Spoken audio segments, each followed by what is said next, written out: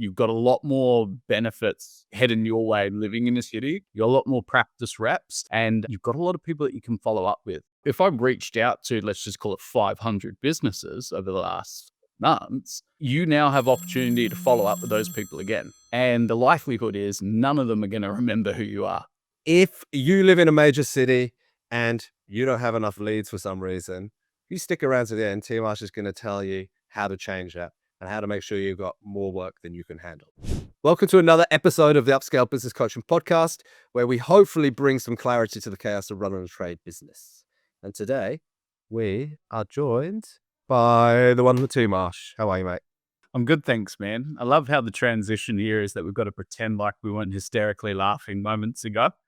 Trying to keep that straight face, mate. It's always hard doing a podcast for you to keep a straight face, but look, we'll make it through. Look, obviously, the idea of today's podcast is for us to kind of get together and talk about lead gen. It's such a huge component in any person's business or anyone that wants to scale. Obviously, you can't scale a business if you don't have the work. And we want to talk about some of the key differences that might happen from, I guess, a regional area to somebody living in a city or a highly populated area. And that's why we wanted to get you on today, mate, because obviously you're running a very successful electrical business over in Auckland. And I think it'd be really nice to kind of get the insight into the way you do things and how some of those lead gen, strategies might change based on, I guess, the access to the population you've got and so on. So yeah, sound good? Yeah, man. Look, I think first thing I want to clean up in the lead gen space is it's such a broad topic. Quite often when we associate the word lead gen, we're normally talking about like cold outreach. There's obviously more ways to get leads and get work than just cold outreach, but I will lean heavily on my experience and how I've managed to build my business. And it's predominantly been that cold outreach space. Been in business 6 years now, team of 16.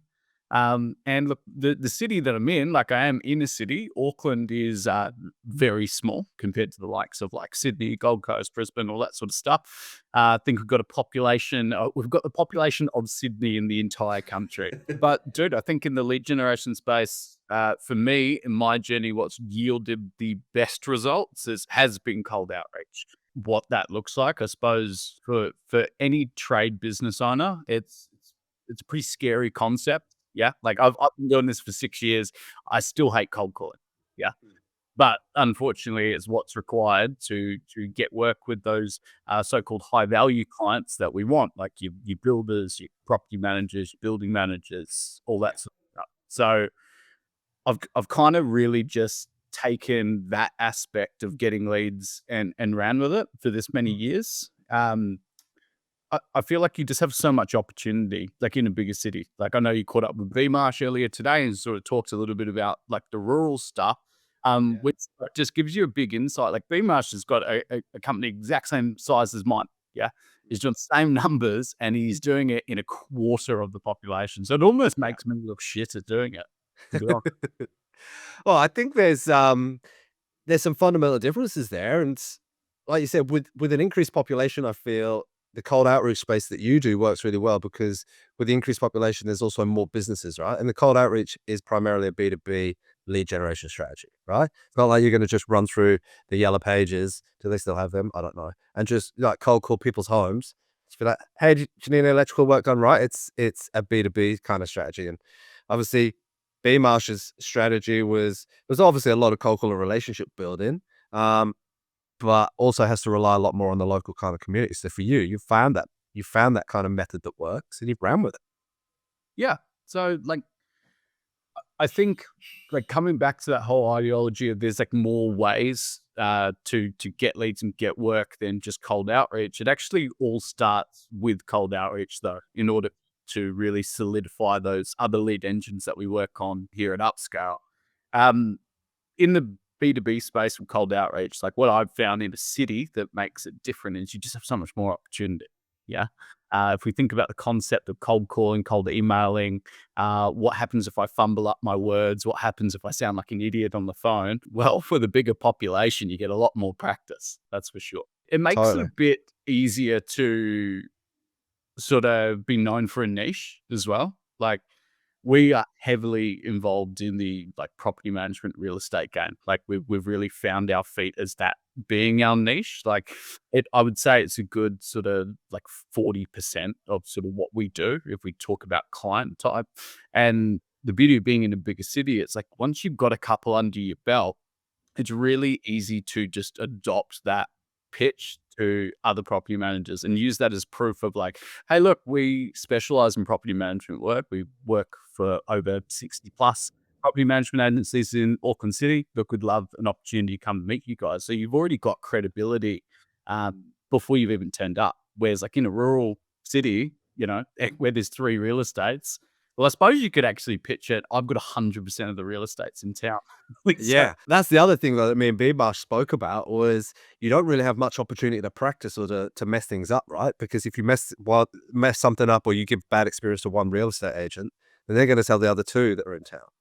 Yeah, so yeah, it makes it very difficult. Where in that, not saying that you know you want to be able to provide a bad service or fail in these kind of situations, but in a city, I guess there's a little less risk to a sense that you can kind of practice, get your reps in until you kind of nail it, and then once you nail it with one real estate agent, I guess you just build up that service offering, build up that proof of concept, so you can then roll it out to others. dude, exactly. And I think like to come back to like, well, firstly, the differences. The differences, I think you've got a lot more benefits uh, heading your way living in a city. Like it's gonna be easier. Like the actual task itself might still seem difficult, but you've got a hell of a lot more opportunity.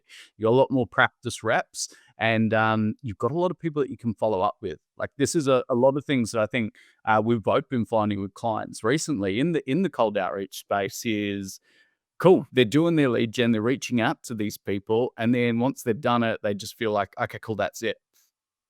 But it's like if I've reached out to, let's just call it 500 businesses over the last months, you now have opportunity to follow up with those people again. Yeah. And the likelihood is none of them are going to remember who you are. So you can practice again, go through like you kind of never get to a point of market cap here. Because there's just no possible way with like for me being in the electrical industry and all the other electrical companies that are here in Auckland, there is just no way that I could capture every single one of those businesses, well, in my career anyway. Yeah, that's so true, and that kind of makes me think as well. Obviously, with more opportunity is going to come more competition. And like you said, with those kind of follow-ups with lead gen and the consistency that you bring to it, being able to protect your existing clients from that sea of competition out there. Like, do you know, like, do you have any idea of how many kind of electrical businesses there are within Auckland? Do you know your direct competition? There are Sparkies everywhere. There's probably 5 hanging out the front of my house right now, but they are everywhere. And, look, I think the thing I love about the competition though is it's all based off fear from multiple companies. Like, or if I'm not reaching out to this person, well, what if this person gets them? But in that frenzy and that fear of competition, people rush things and they forget to do the little things well and do them consistently. Like coming back to that follow up. I follow up with the clients that, well, with the prospects, so to speak, that say I'm going to follow up with. Mm. So they will expect a call from me in a month. Yeah. In 2 months. Now, when you in a big city and everyone's worried about competition and everyone's so fast paced, they forget to do these little things well, which actually opens you up to like converting a hell of a lot higher if you actually just follow the process. So I've reached out to them, following up with people when you say you're going to follow up, and then having this massive amount of leads that you can just keep recycling all year Yeah. round. That's cool because it kind of comes down to your value as a business and what you want to be known for and what the quality of services that you want to provide. The intentions you're going to put in with the follow ups and all of those things. And it's just about providing a good service and being true to your word is what really helps kind of generate leads, generates relationships, generates good long term kind of clients. So even though, like in a rural area, it's important to a fact of everybody knows you probably related to half the town. Do you know what I mean? Or you probably went to school with most of the other, Sparkies or whatever it might be. And there's like those personal kind of relationships you want to make sure that you you want to protect, and you're being seen to do the right thing. Um, but also works in a city where the population is kind of massive. There's always someone else that will, that could come in and take them off you if they're going to do a better service, if they're going to be easier to deal with. I think that's a big benefit as well. Like if you talk about um, like the lifetime of a client as Mm, well. Like, look, if we talk about the property management space that I'm heavily in, yeah, you can acquire that customer, you can treat them incredibly well, and they will service you for ages. But if they have internal staff turnover, like obviously the dream is that they take them to wherever they're going. But what happens if someone retires?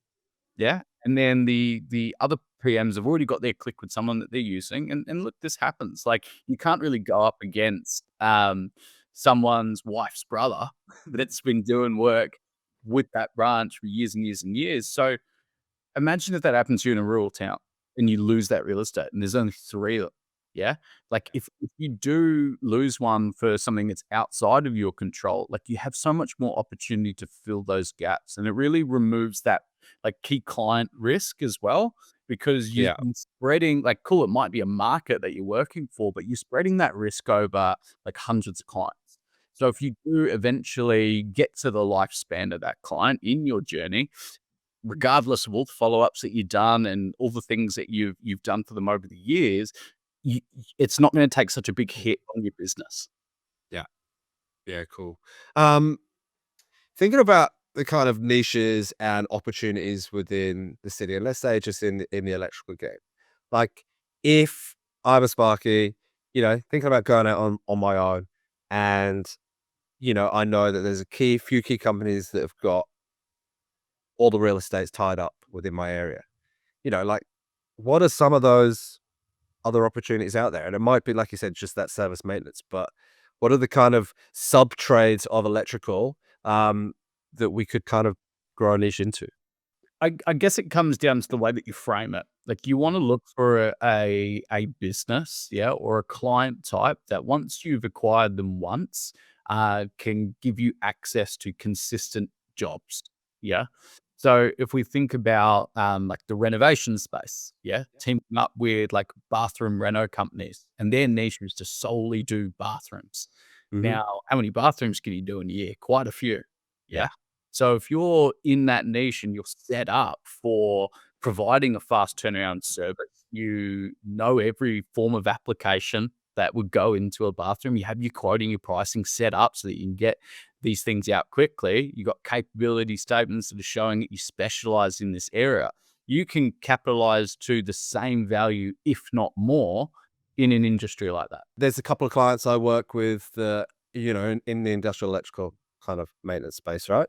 Um, and kind of the lead gen strategies, or I guess the relationships they need to build, are kind of slightly different to working with that kind of real estate side. And I think it all kind of comes back to, and again, this is something that me and BMarsh touched on, is like really understanding your client avatar, something that we're super passionate about here at UpScale, at teaching.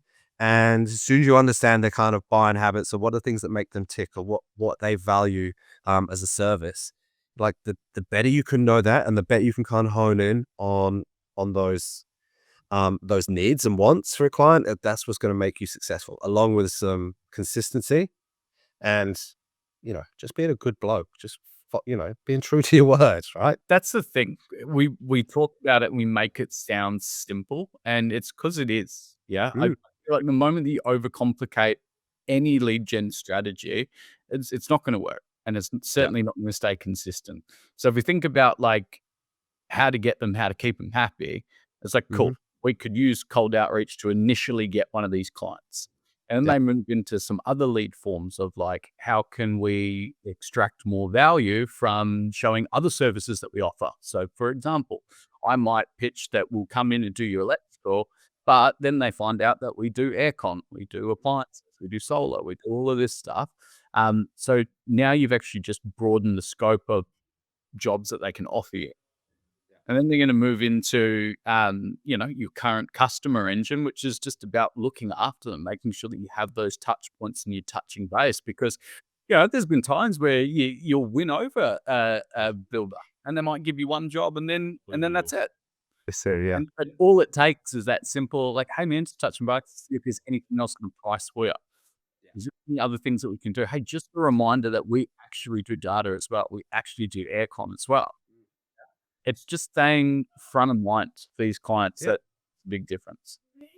Yeah, just letting them know you still exist. And, I even say to some of my clients sometimes they feel like they get lost of what they can kind of talk about. I was like, hey, you're just calling another business owner. They might just want to talk about business, how the market's going right now, right? There's a million and one things you can talk about, you can communicate with. It's just about building a relationship with somebody.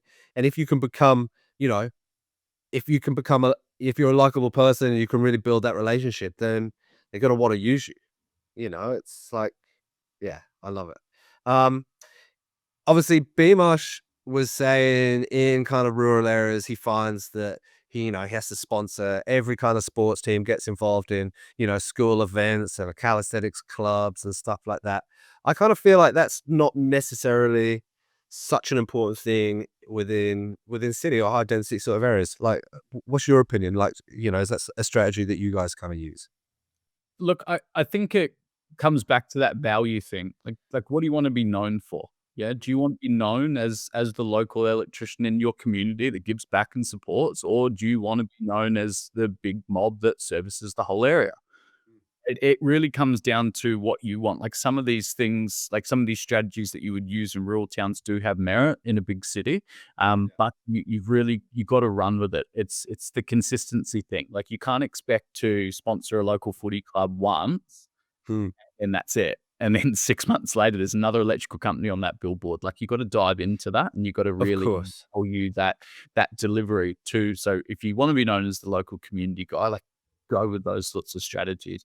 If you want to capitalize on a broader range, then Yeah. like all the world's your oyster. You got heaps of opportunity, and it's typically really close by.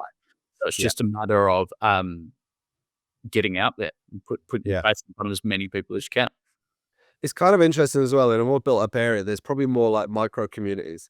And I think something that's super important for it'd be like for a business like yourself or somebody in the middle of Sydney or Melbourne or whatever is really understanding what your serviceable area is and maybe different strategies that might work within different suburbs or different pockets of your city that you're in, right? Yeah, like you've got different demographics. Like if I talk about my city, Auckland, like there's heaps of different pockets of high affluent homeowners here, and there might be some sort of middle class areas here. There might be some that look there. It's all state housing, and they don't do too much to them. So obviously the service offering to all those different demographics is going to be different. So, like for example, if you wanted to pick a niche in a big city, let's just say it was home automation. Yeah. If you want to do home automation, well, I'm probably not going to go to a low affluent area where it's all state housing.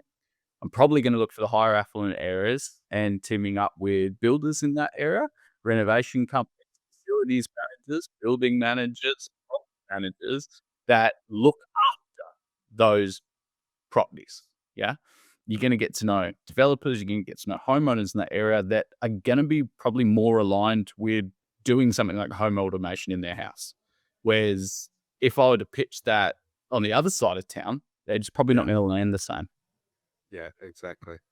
Um, and on that, like, your business yourself, do you kind of, is your serviceable area the whole of Auckland, or do you focus on kind of one pocket?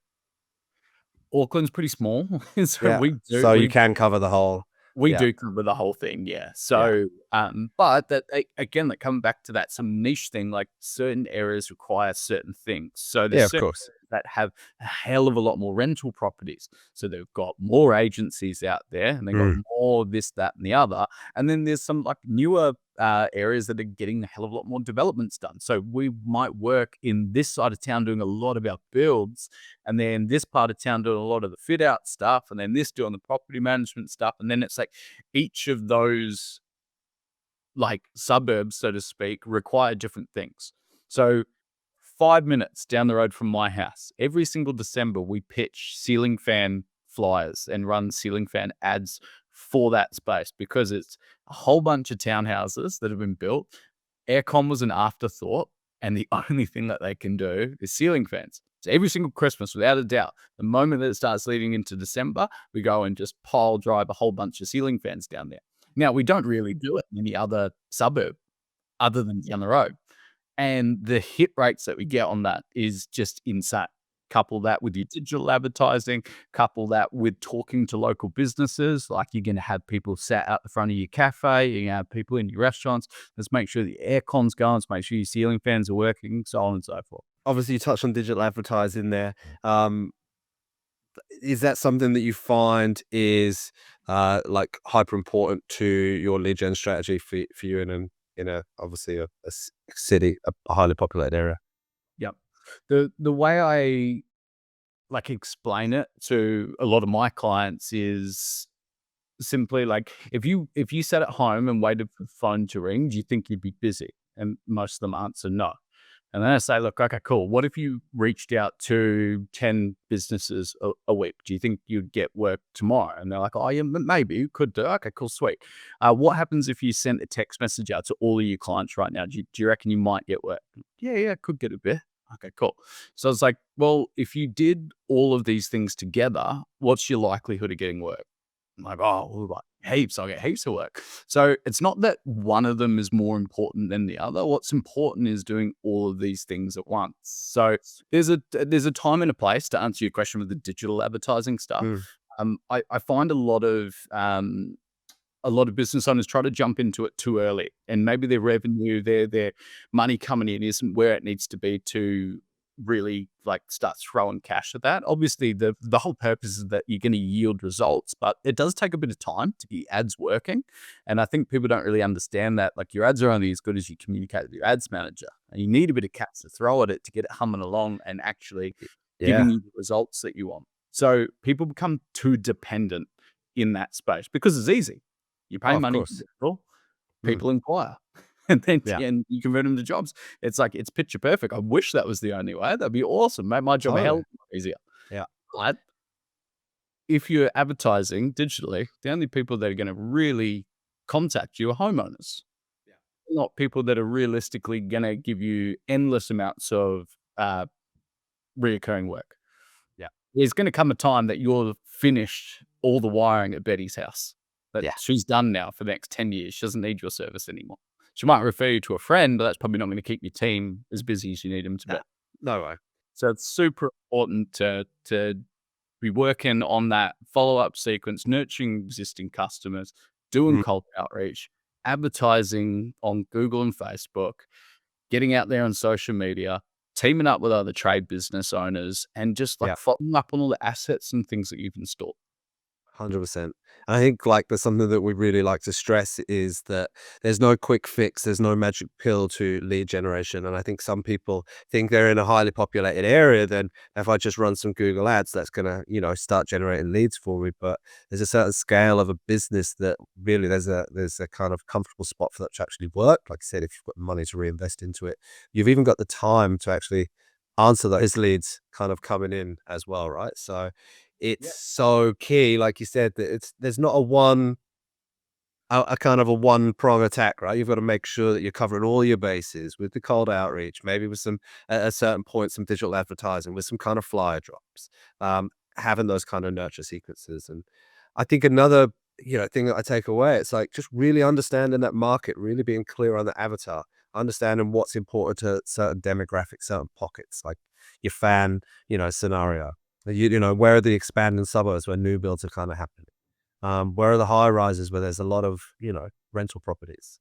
As soon as you really kind of hone in on who is your client and who aligns with the service that you're offering, then that's where you focus some efforts. Yeah. I think like to anyone that's listening that feels like you're probably thinking this, you're like, yeah, I could probably pick up the pace in the lead gen space. Like all of Mm, us have felt that, and all of us yeah, know that deep down to a degree. I would recommend just keeping it simple. Like the moment you try and overcomplicate the lead gen process, it's not going to stay consistent. And this is why business owners typically stay in positions of business for longer periods of time than they want to.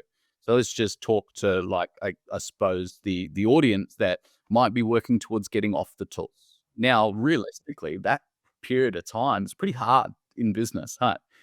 And a lot of it comes down to, well, if you're consistent with your lead generation and you're doing all those strategies, you'll grow out of that very quickly. But we don't stay consistent at these things, and we stay in this difficult period of business way longer than we want to be. So it's almost like we're doing it to ourselves. So I think don't overcomplicate it. It's as simple as people want to deal with a human being. Go have a conversation. You're not selling them anything different. Like if I'm going to a builder right now and asking them if they need any electrical work done, like I know they need electrical work done. Yeah. Who Yeah. else is gonna do it? Like, of Yeah. course, you either got someone right now that they're happy with, or their Sparky's dropped the ball, and it's my job to go there and pick it up and just offer our services. And look, if they don't want to use you right now, like that's okay. Yeah. Like I would really hope that my clients are turning other Sparky companies away because they're happy using us. So you've got to respect that. Ask for permission to stay in contact with them, save their number and just touch base again in 3 months or a couple months, depending on Yeah. who they are. Yeah. Perfect. Consistency. It's all it is, mate. Love it. Mate, I think there's some gold there. And I think there's a lot of similarities between regional and cities when it kind of comes to the lead gen. And I think we've nailed it on all of those points. Consistency is going to be the key, having your kind of values and understanding your market, right? Yeah. And I think that's where you're going to get that success. So thanks so much, man, for jumping in today. I will just leave with like one last piece of wisdom for everyone. Like if you are Oof. in the city, there is no excuse. Yeah, I know, right? Honestly, like it's still, I mentioned it earlier in the podcast, but me and B Marsh at the same size business, we're doing the same numbers. I'm in a city that's like triple the population. There's still more. Don't ever feel like there's not more. There is heaps more for you to go and get. So recycle any old leads that you haven't followed up with in a long time and think about other businesses that could give you repeat work. It's not just property managers out there. It's not just reno companies. There's heaps of businesses. Be creative. Yeah. Love it. Thanks, Ab. Awesome. Thanks so much, man. Look, guys, if you love the value that we bring and we hopefully guide you through your business journey a little bit easier, then hit subscribe, give us a thumbs up, give us a follow, tell your friends, and tune in next time for some more wisdom from the wonderful team, Ash. And leave a comment about David's pink shirt. Peace.